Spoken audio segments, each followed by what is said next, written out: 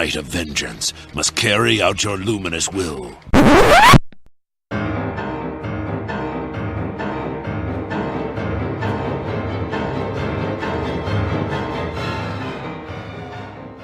Welcome back, Loonies. You are listening to episode 21 of Into the Night, a Moon Knight podcast. This is our holiday special. I am one of your hosts, Ray.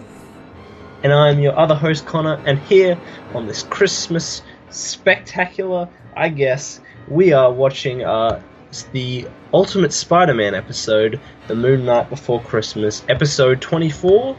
Of season probably 4. Why is my computer not showing it? Yeah, there we go. Season 4. That came out in 2016. We'll be going through it, having a bit of a talk, and just generally getting amongst it. So sit back, relax, turn your TV on, and get your Khonshu on. Happy holidays, Connor. How are you today? Happy holidays to you too. I am doing great. It is a white Christmas because there is a white cat in the corner of my room that is stealing my fan because otherwise he'll overheat if he doesn't steal it from me. So I'm a bit hot. That's Christmas in Australia. And otherwise I'm doing fantastic. We've got a bit of an episode lined up. Yeah. And by that I mean the TV show as well, quite technically. This will be a bit of a first trial for us as well. But It's what have you got any Moon Knight related things happening this Christmas, as I think we all do? Because nothing speaks more Christmassy than blood, death, and vengeance. I'm not sure. I hope I'm not visited in the middle of the night by the Moon Knight of past, present, and future. No. I'll still be reading a bit of Moon Knight here and there, of course, over the Christmas break, over the holiday break. But it's funny that you mentioned, in Australia, it's a very different sort of Christmas as to what you'd probably be used to over your way if you're from Europe or the US. It is usually a quite a bright, hot, a snowless Christmas over here in Australia, but we're in the holiday spirit, so whether or not you, I guess, celebrate Christmas or not, it's all about the end of year festivities. And as Connor said, we are going to do something a little different for our holiday special. We're going to be reviewing, I guess, is it the only animated appearance of Moon Knight? It's the only one that I know of. I believe it 100% is. We've got some in games, but this is the only one. Yeah, so it's animated.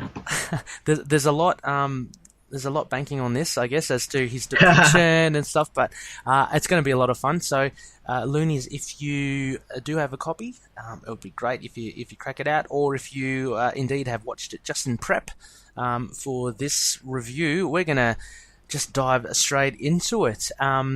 It's all new to us, Connor. So I guess no aspects, no bare bones to this. We're just gonna see how we go. I guess scene for scene. Would you say? Yeah. We recommend loading up this episode and then cracking into this after, or I don't know. Maybe you'll get enough out of this just from us, but yeah. We'll be talking about it at the very least. Yeah, so look, it's about 22 minutes long. Connor, if you're going to sync yours with mine, I'm just going to play mine right about now. Okay, so as we go, this is almost like a commentary, Connor, an audio commentary for I feel like.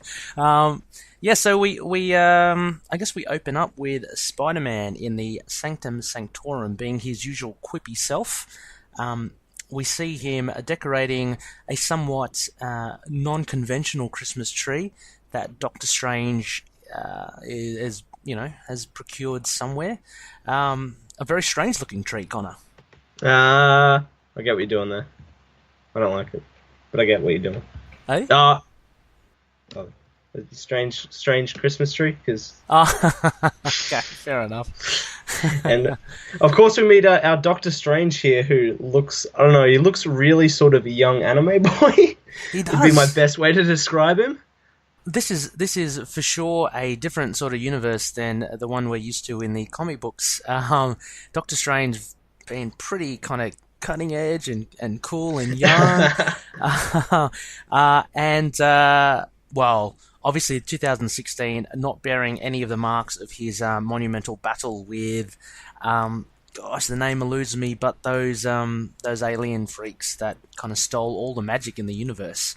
So anyway, Spidey is basically he's describing how he's been asked to house sit.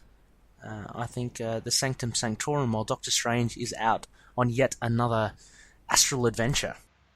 I mean, I'm not sure why on earth you would ever trust him. Also, I'd just like to acknowledge there's a scene where he like shuts a door by shooting the web at it, and it's just like, just use your hands. Just use your hands. Yeah. See, this is why you would never hire Spider-Man to look after your house. He shoots the web, pulls the door closed. Where does that web go? It's on your floor. He's a teenager. He wouldn't clean the carpets. No, it's a bad idea. Web everywhere. Exactly. That's the epitome of being a bit lazy, I reckon. Spider-Man's too used to his webbing.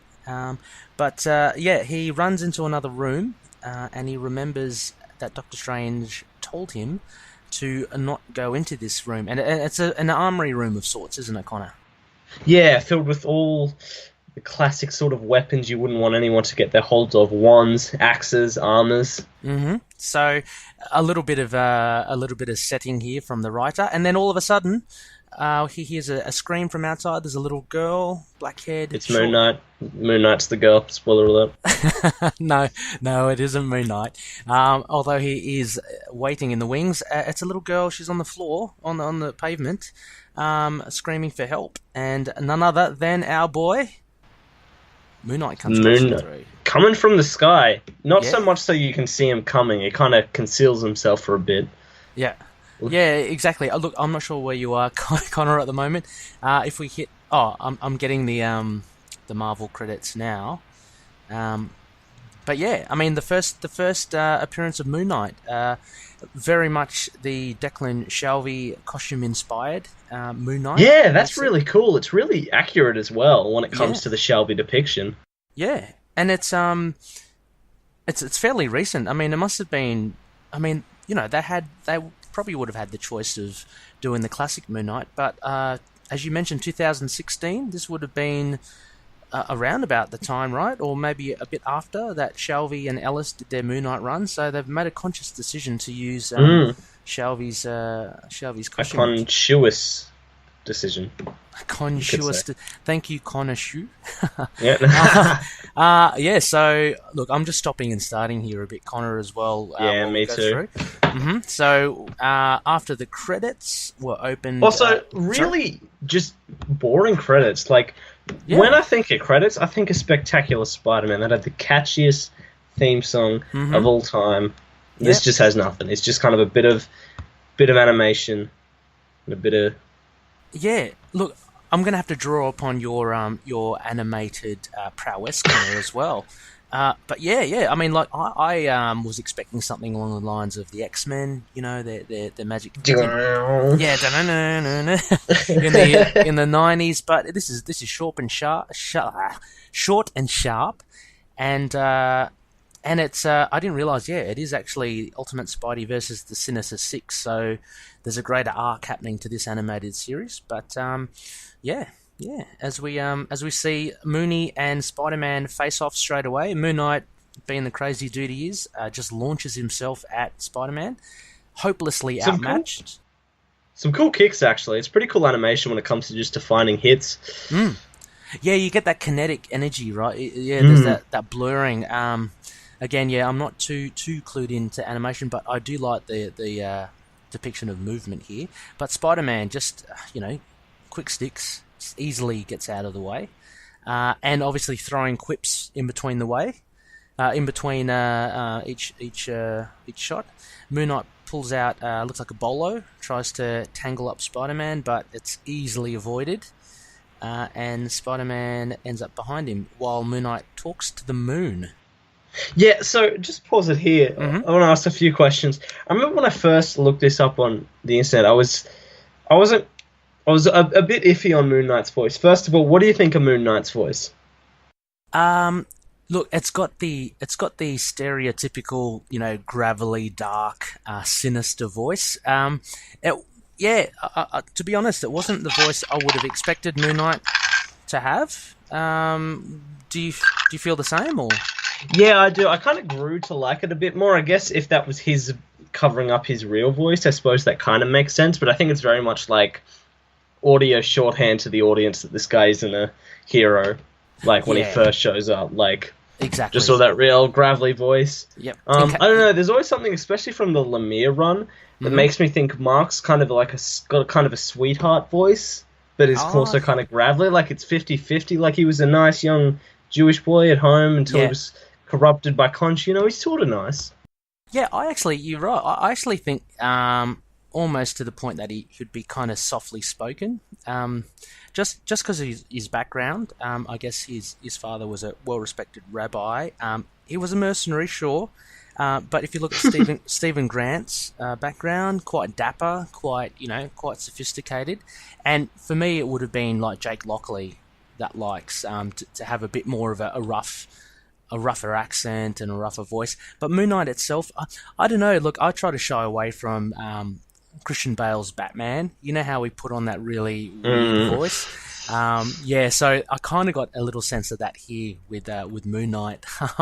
But it's still a very nice resonant, bass voice. I thought it was pretty cool.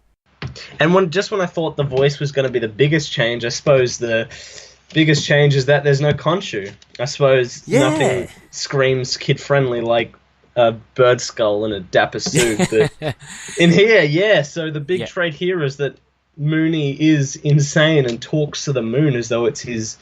It's actually just the moon, no Khonshu, just the moon. Well, is he insane? Because the moon.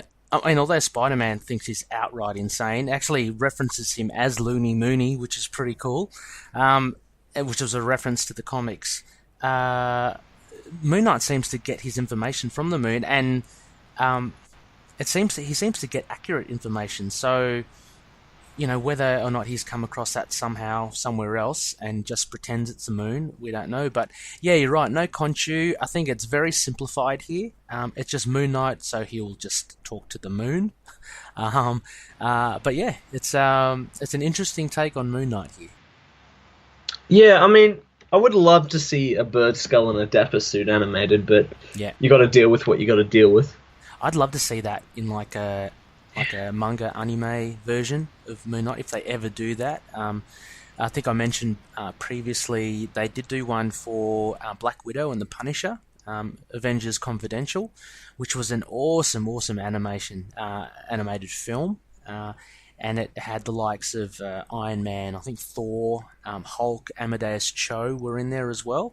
But the way it depicted the Punisher and Black Widow as like street level gritty is really cool. So to see Moon Knight and the bird Khonshu would have been pretty cool too.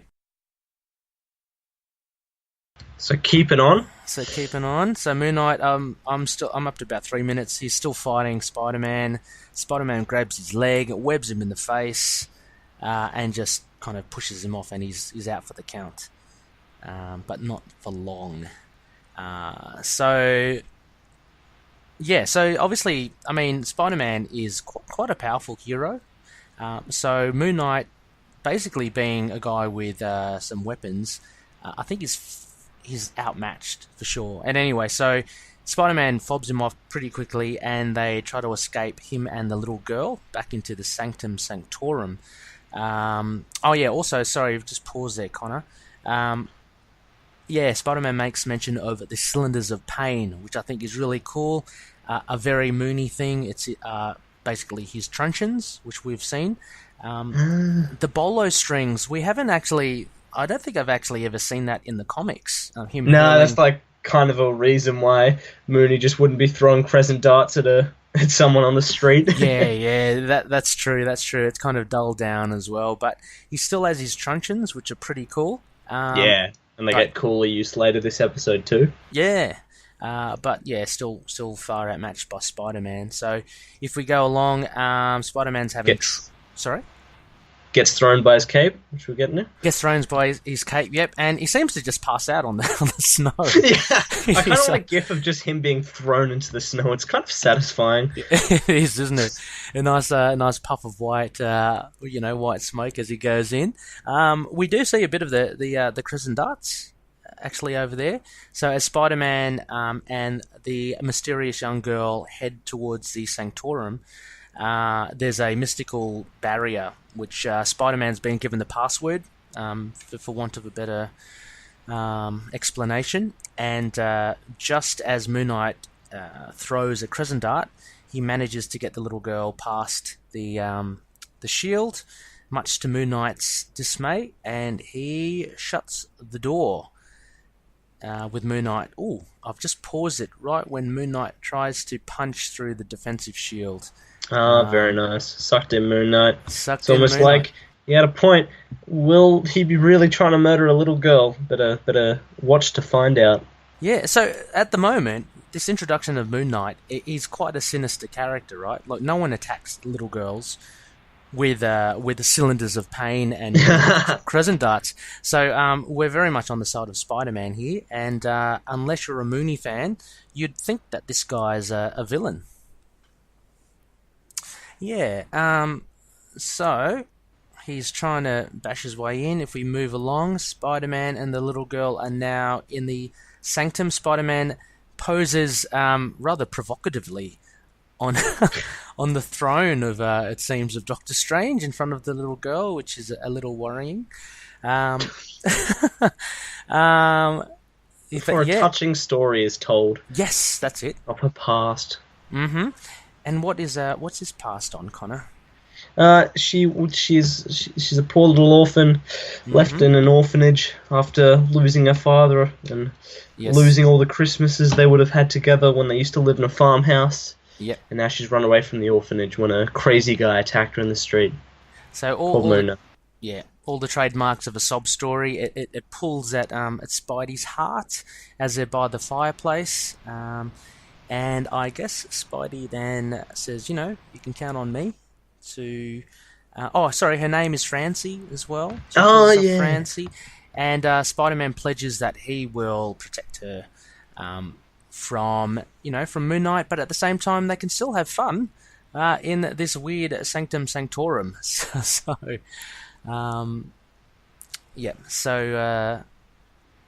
They make gingerbread cookies that get up and move because... They do. I don't know, Doctor Strange just made sure all gingerbread cookies would suddenly gain sentience. Yeah. I suppose that's just a spell you drop on the house. That's true, and there's a very cheesy montage here of Spider-Man in a Santa hat. There's jingle bells, there's Polaroids, and they're having a good time here. Francie is quite innocent. But she does show some interest in the Forbidden Room, which Spider-Man had established earlier as being a room that he's not meant to be in. So Spider-Man says, well, you can't go in this room. We've been told not to get in there. But as all cheeky little children go, she manages to sneak past her while he is talking away. And then we see the backstory that in there is weirdly Mysterio's helmet, which he last wore before he fell off a bridge. Casually. Just casually fell off a bridge. One of his many encounters with Spider-Man. If we just pause there, Connor, I kind of like Mysterio as a Me villain. too. Yeah, he's Did you ever read... Oh, sorry. Sorry, did I ever read... Did you ever read the Gauntlet?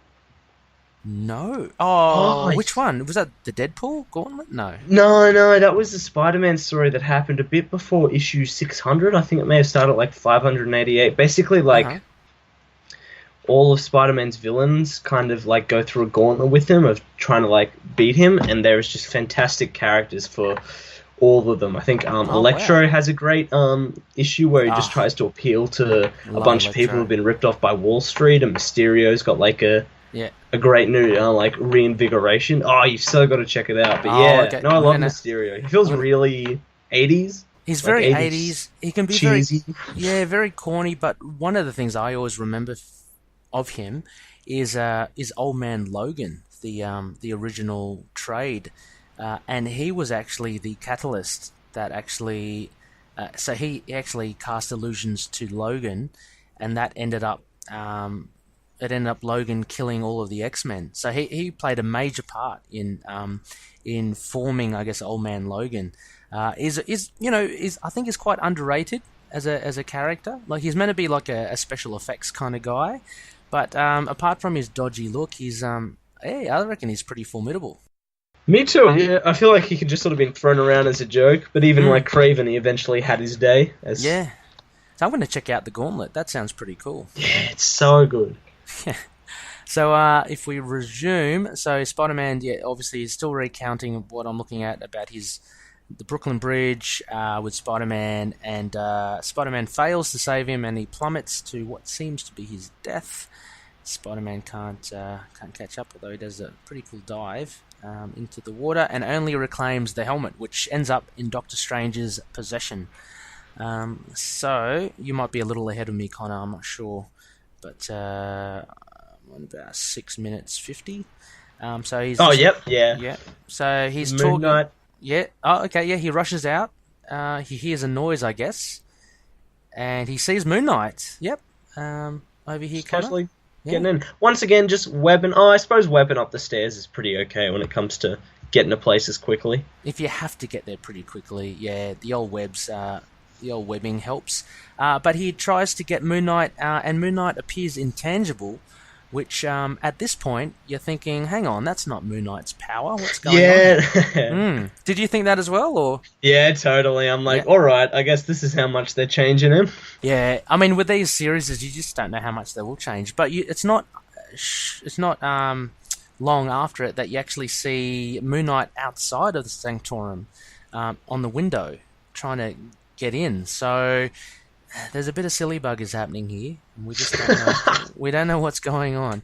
And then we see Francie again having a look at the helmet, and all of a sudden she transforms, to Spider-Man's bewilderment, into a fully grown Francie in a Mysterio suit. Whoa, what a shock. She wasn't a little girl at all. She was the deep demise. Whoa. So this is cool, because then you start thinking, hang on, Moonie's not bad after all. Maybe he does have some sort of ulterior motive, and maybe he was chasing someone that was bad. So there was a short commercial break. We come back. She's pointing a mystical, mysterious hand at Spider-Man. And I'm just referring to our notes. Oh yeah, she refers to herself as Francie. She's actually the daughter of Quentin Beck, Mysterio. And she only needs the helmet to complete her, her costume, to become the new Mysterio. And you know what? I kind of like the costume. I'm not going to lie. It's not bad. Costume's cool. I'd really love to see it in, like, on the silver screen, like on the big screen. Yeah. I'd like to see how they translate that, because the hardest thing would be that helmet. Would be to get like a full-on spherical glass head. Like, I can imagine it being like a mirror. Like, you can see through it, but it'll be so hard to make that look like at least credible. The rest of the costume, look, hey, I think it will be. We've got Doctor Strange in the MCU. His costume's pretty out there. This is not too far from it. But what's happening here? So she decides to try and attack Spider-Man, and although Spider-Man grabs the helmet from her, she summons some, looks like demon Christmas elves. Yeah, well, got to get in the spirit, Yeah. So again, if we pause here, Connor. So this is not really, and we'll get to that later, this is not really the power set of Mysterio, right? So Mysterio usually just can cast illusions. Can't really summon demons, but this is explained a little later on. Yeah, well, yeah. I thought that when I was thinking that. He never got, like, kind of cool powers, did he? It was always illusions, in the comics?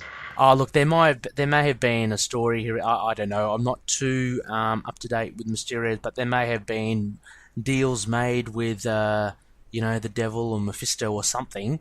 But not that I know of, that he kind of, nothing that elevated his power beyond just casting illusions. But it's comics. Who knows? He could have easily upgraded, so to speak.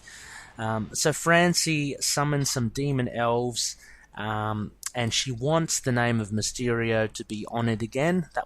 This is her main claim. She feels her dad was hard done by, doesn't get the respect that he deserves, so she wants to bring the name of Mysterio back into the forefront and honoured again by people, or feared again by people. So she summons all these demonic elves, and she tries to attack Spider-Man with it. All the while, I suppose you got to get in the Christmas spirit somehow. Yeah, exactly. So this is our first kind of, apart from the white snow outside, this is the first kind of inkling towards some sort of Christmas. Oh, well, actually, no, there was that montage of when they were doing the Christmas celebration. And the fact Aunt May's at like a true thing. Yeah, she's at some sort of goodwill thing. So anyway, the demonic elves, they try to get Spider-Man. They're all trying to get his helmet, right? So the helmet is the important bit now. It is the so Spider-Man webs up them. He runs from the Sanctum. Moon Knight is still outside, trying to get in. Spider-Man clearly needs help. Then all of a sudden, we have a bit of a turn here. Yeah, well, I mean, who would show up? Yep. But the lovely Dr. Anime Boy Strange. Dr. Young Strange, and he's looking pretty spiffy in his looks like a full-on full-on costume, like not like not like old clothes. It looks like a full-on spandex thing. Yeah, he's really working those spandexes. Yeah, but still has his I don't know what that insignia is on the chest, but that's always a staple of Doctor Strange. He's got the red cape, obviously. The what is it? The cape of levitation. He's got the Eye of Agamotto. He's got a slight variation on his gloves. They used to be kind of up to his elbows. Now they just seem to be kind of wristy kind of things. Yeah, he's got yellow boots, and he's in spandex, as you say. So he turns up, and he, I guess, reproaches Spider-Man, saying, "What the hell are you doing? You should be, something is not right here, But, of course, someone's banging on the door with the smarts to win him all over, sort of. I don't know, that's not really how he's portrayed. But Moon Knight sure does bring Spider-Man the message that that's not strange. Not that, of course, Spider-Man understands at all. Oh, yeah, that's right. He cries out, not strange, which, funnily enough, Spider-Man thinks is, well, hang on, it is a little weird. But it soon dawns on him that it is not Doctor Strange at all. And he finally realizes that it must be another illusion cast by the new Mysterio. And lo and behold, Doctor Strange turns into Francie Beck, Mysterio, and she manages with a click of the fingers to get the helmet. So she now has her full-on costume. She's ready to cosplay, Connor. And we have here more Christmas entertainment. Spider-Man is then attacked by, it looks like, a giant gingerbread people. So it's quite a how should we say, a low blow from Francie. They had moments ago been enjoying gingerbread, and she has turned that into a bit of a nightmare for Spider-Man. I don't have a good pun here, but I'm sure Spider-Man will say one. Yeah, exactly. Yeah. We both have this on mute, so we only got the visuals, but there are a lot of quips happening, I'm sure. So, and so here Spider-Man jumps onto the ceiling, and he says, "Come on, I've got to remember what Doctor Strange told me. There are some important things that he told me, right?" Oh, hang on, I've gone too far. And then suddenly remembers that it wasn't about putting a hat on when you go outside because it's cold. That's right. That the enemy, yes, enemy is your friend. And of course, remembering the secret code word, Moon Knight comes crashing down from the window he was banging on. And like I said before, something cool puts his truncheons together, his cylinders of pain into a cool bow staff. Cool bow staff. But just before there, Connor, if we pause, if we talk about the animation, there's a nice little effect there. Do you see that with Moon Knight trying to bash through the window of the Sanctorum? There's almost like a rippling effect, which I think is done computer like post production. To get him to show the vibrations as he's trying to get in.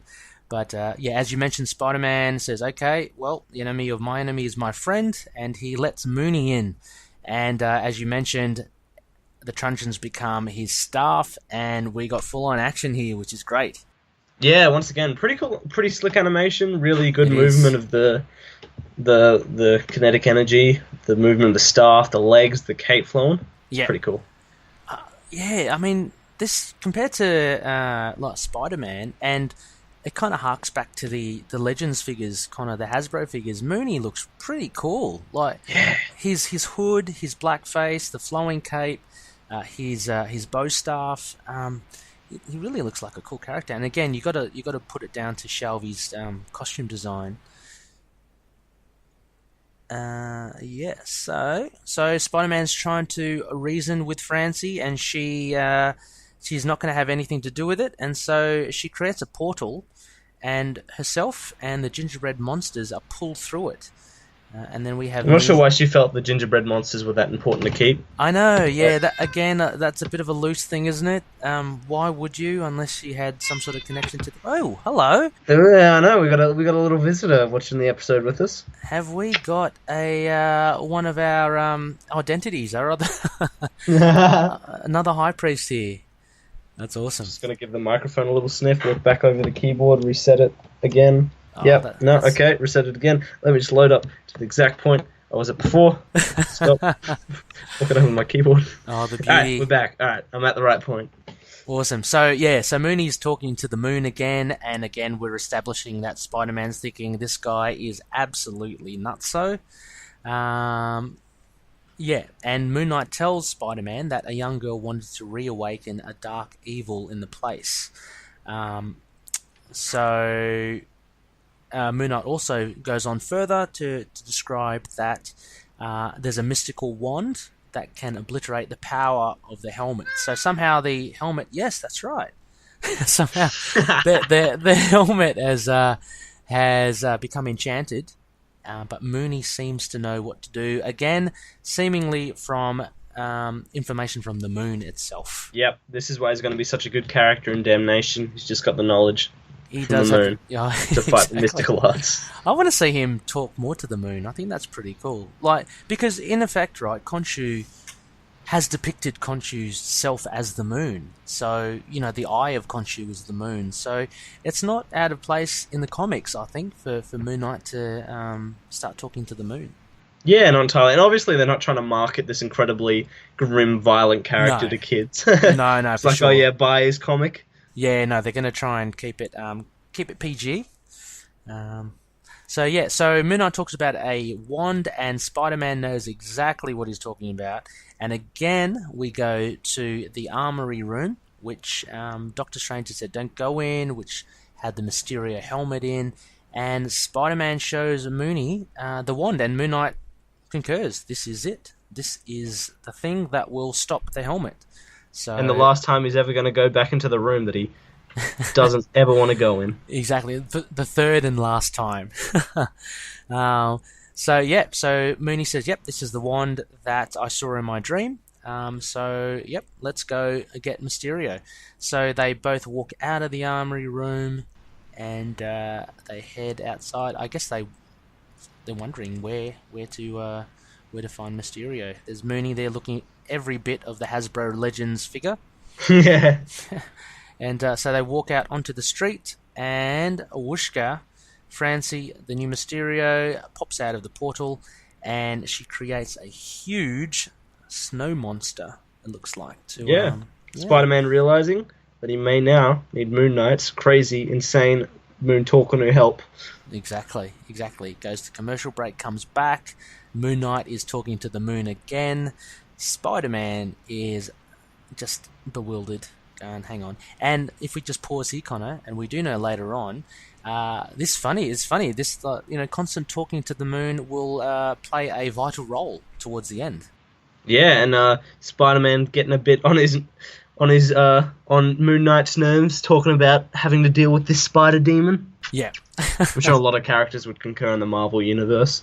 Yeah. They're really trying to depict him as pretty kind of insane too, just with his eye movements as well. I mean, eyes are a big part of the comedic element of this kids show, but just the way his eyes sort of move are a bit kooky and sort of that.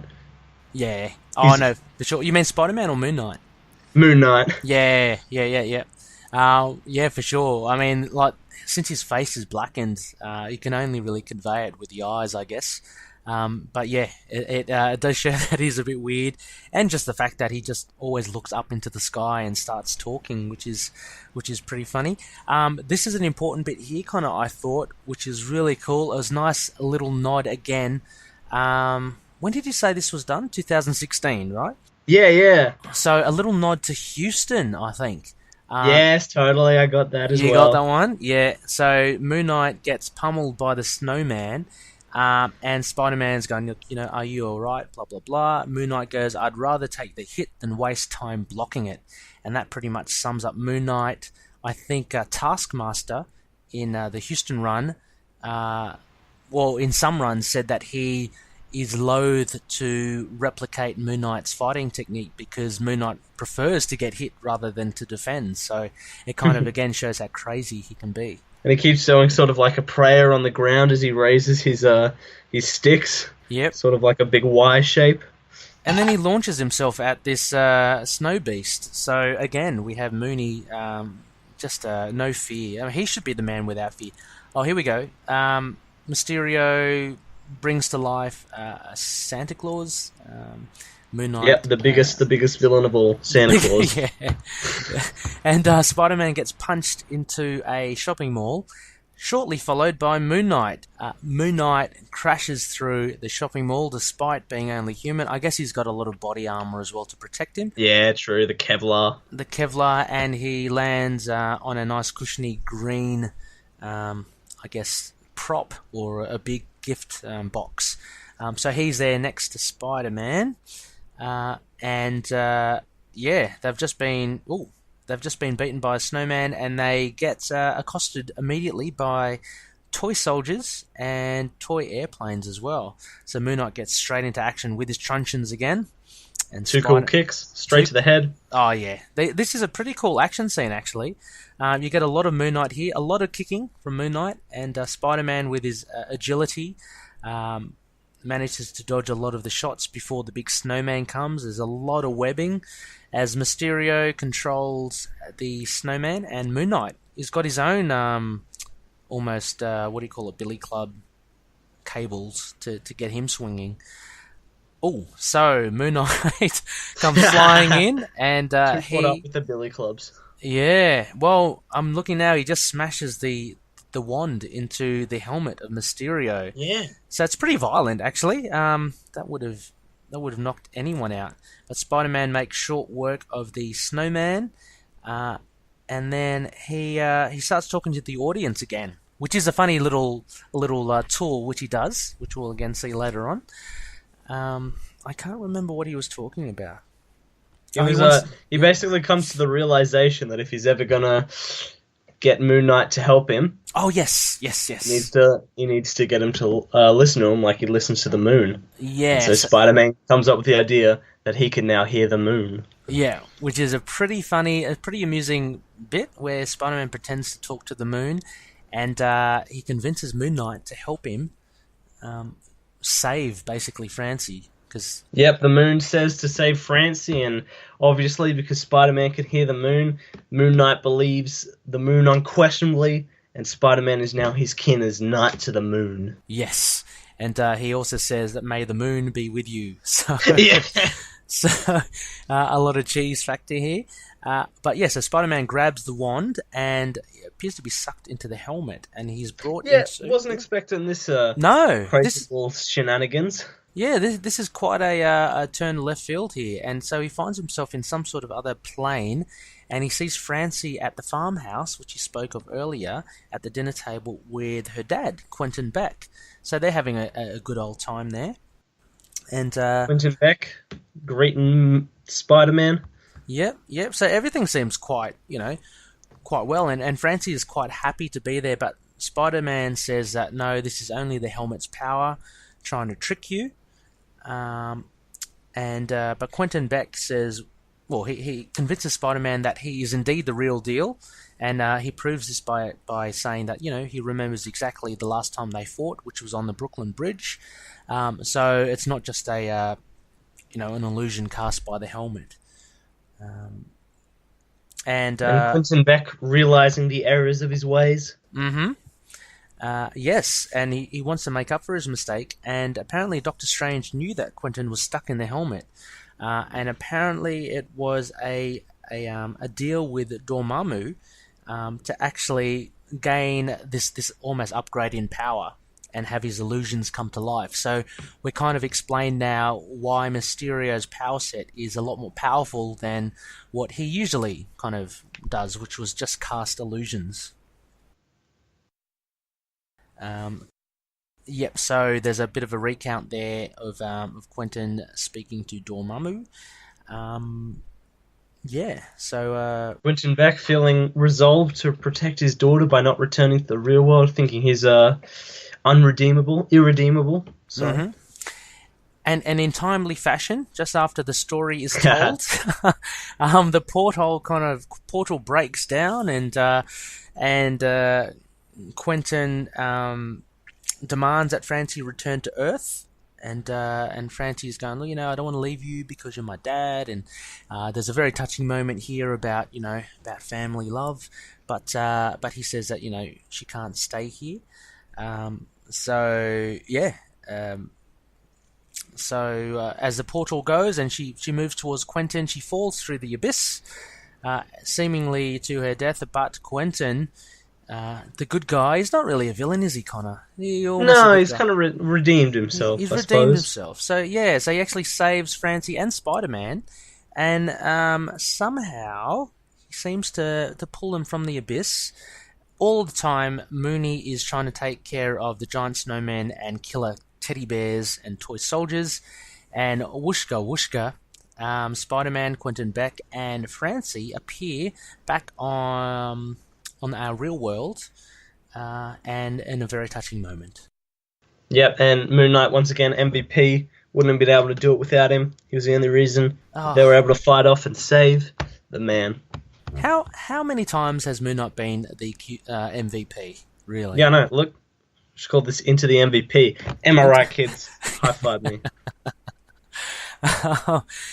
So we get a short shot here of actually, so after this whole adventure, Doctor Strange returns to the Sanctum Sanctorum, to the fine mess that Spider-Man and Moon Knight has made, and in typical trope fashion, he screams out, "Spider-Man!" Much to our amusement. Of course, and then it ends, of course, happily. Everyone is happily redeemed and sitting at a table. Quentin Beck, Francis Beck, Spider-Man, and Moon Knight, Aunt May, with a sign that just says "Feast" behind it. Which I'm pretty sure maybe the organisation says that, or just a sign that says the word "Feast" on it. That's true. Unless, can you think of what does "Feast" stand for? My brain does not work fast enough for that. Free, Earl, edible. Free, edible. Apples.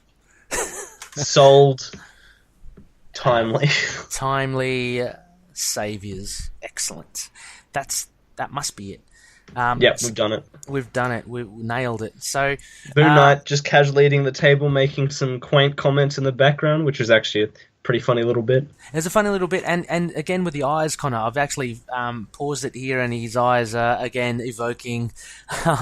He actually, at the end, he actually asks Spider-Man who he's talking to, because Spider-Man has been addressing the audience throughout the whole show every now and again. And Moonie says, who are you talking to? I'm talking to the moon. And we end with Spider-Man saying, Moonie saying, "You're a bit of a weirdo." Yeah. Talking to nobody's weirder than talking to the moon. That's it. So a nice little wrap up there at the end there. Yeah, I like some of the beats that the writer has done on this. Yeah, I mean, like, obviously, get what you get. It is still a kids' cartoon. It is, yep. You know, it doesn't try to subvert the genre. No. You know, you got to go in there expecting that not every joke is a Edgar Wright level comedy for us all. But No, it was quaint, it was cute, it was Christmassy. There are actually a few decent jokes I laughed at. Yes. Moon Knight isn't the Moon Knight we know and love, but for what it is, it was pretty fun.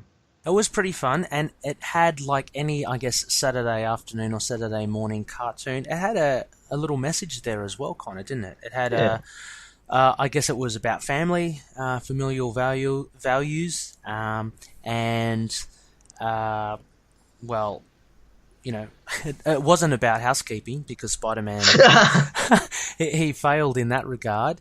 But no, it was at the center of it. It was pretty much about Francie and Quentin Mysterio, which was really cool. It was good to see Moon Knight as a heroic figure at the end. You know, although at the beginning he started out to be, you know, quite the sinister guy attacking a small girl. But as you said, MVP, he knew all along that the little girl was actually Francie in disguise. So, props to him. And Doctor Strange as a character was not... I mean, he was very peripheral, would you say, Connor?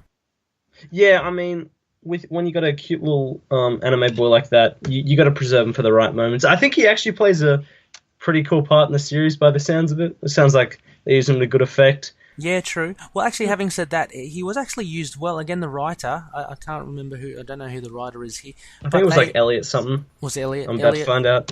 Elliot something. Just like right after the credits. Yeah, we had a bit of Spanish on our copy. But anyway, no, true. Doctor Strange, I think, was used really well here as the foil, because when Francie Mysterio pretends to be Doctor Strange, you know, I was fooled for, you know, a couple of seconds there when, you know, when Spider-Man bursts in with Mysterio's helmet. You tend to think, oh, Doctor Strange is here, he's gonna clean up the mess, but it was in fact just Francie in disguise. So Doctor Strange was used well. Yeah, it'll be interesting to see. I mean, as you say, it's very much a kids' cartoon. How the rest of the season goes. This is episode 24, so there are long seasons with animated. Yeah, I feel series. like this was the second last season too. Oh, was it? Okay. Like, even the last season, I think possibly. I'll look it up. Yeah. So we saw Mysterio, which is pretty cool. It is Ultimate Spider-Man versus the Sinister Six. I would love to see Rhino, Scorpion, Electro. Who else is there? Vulture and Doc Ock. That would actually be pretty cool. Just to see them how they're handled in the animated series. But I digress. As things go for Into the Night, a Moon Knight podcast, Moon Knight was done. I thought, you know, albeit quite differently, he was done pretty well. Yeah, not bad at all. Not too bad at all. So yeah, so Loonies, it's this is a short this is a short sharp one. Only a 20-minute episode. It's almost like a running commentary.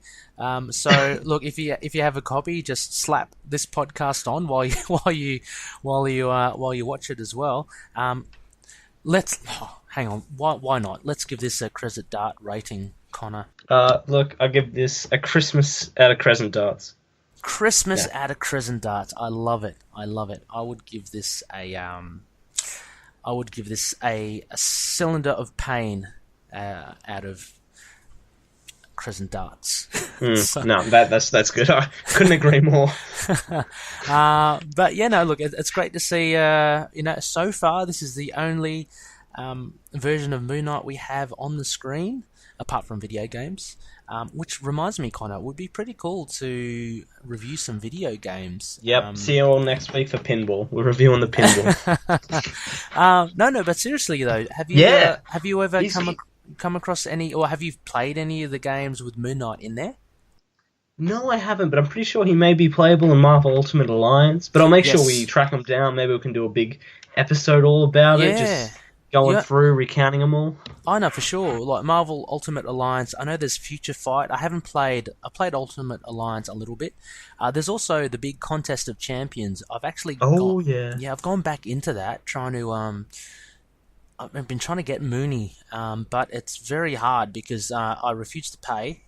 For one, so it's all up to as many like tokens you can save, and then it's a lucky dip basically of what hero you get. But Moonie's in there as well. I can't remember what costume he's got, but it would be good to review the video game. So there's at least 3 of them there, and look, I believe Connor as well. I reckon there's a pinball game somewhere out there.